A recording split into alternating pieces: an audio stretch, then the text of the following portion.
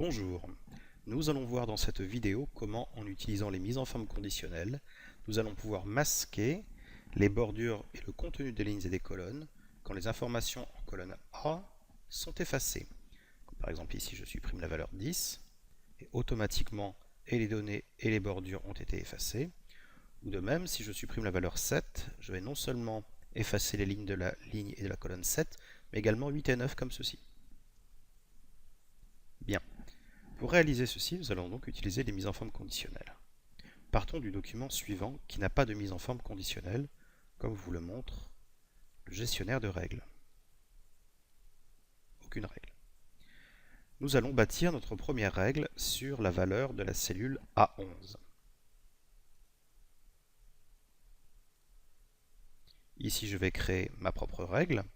Et ma propre règle ici est très simple. Je vais juste mettre égal A11 est égal à vide, double cote, deux fois. Donc, cette écriture signifie si le contenu de ma valeur A11 est vide. Donc, dans ce cas, qu'est-ce que je dois faire? Eh bien, le format va être exactement de la même couleur de fond que la feuille de calcul. Ici, je vais sélectionner pour la police la même couleur, du bleu. Et pour les bordures, de même, je sélectionne une bordure bleue au contour de ma cellule. OK. Maintenant, si je supprime la valeur 10, eh bien, vous ne voyez rien de particulier apparaître. Pourquoi? Simplement parce qu'à ce niveau-là, je n'ai pas indiqué la plage d'application de ma formule. Je vais choisir ici, en cliquant sur cette icône, ma plage de sélection. Donc, je vais d'abord sélectionner A11 à K11, ainsi que de K1 en appuyant sur la touche CTRL, K1 à K10. Vous pouvez voir ici donc, que j'ai deux plages de cellules séparées par un point-virgule.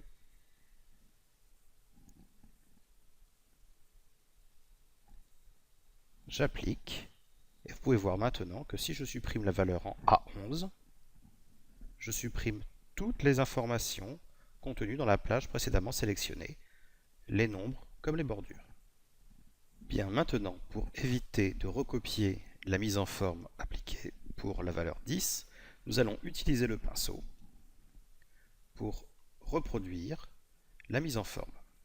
Donc, je double-clique afin de conserver l'action de reproduction de la mise en forme permanente et je l'applique aux valeurs A10, A9, A8 et A7. Donc, maintenant, si je retourne sur la gestion des règles, vous pouvez constater que j'ai 5 fois la même règle, qui sont toutes positionnées sur A11. Donc il me suffit de modifier chacune des règles à 10, mais ici le format est bien le même à chaque fois, c'est-à-dire bleu avec bordure bleue. C'est exactement ce que je veux faire.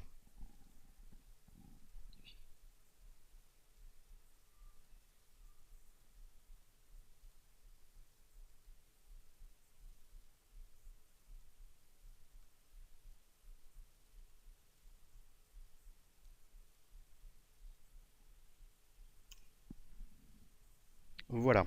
Donc maintenant, j'ai appliqué mes règles pour chacune des cellules de la colonne A. Il ne me reste plus qu'à appliquer maintenant la mise en forme sur une plage différente.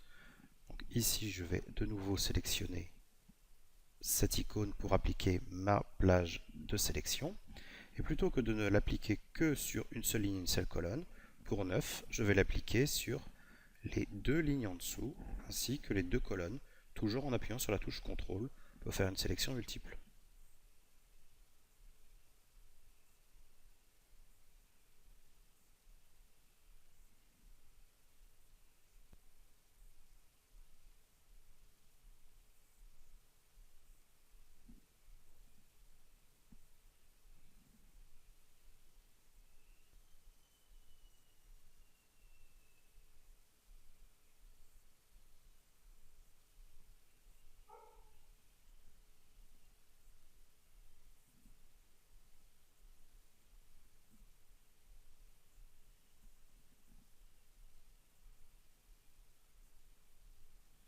maintenant, si je supprime la valeur 7, tout le reste des lignes et des colonnes qui sont situées en dessous et à droite sont automatiquement masquées.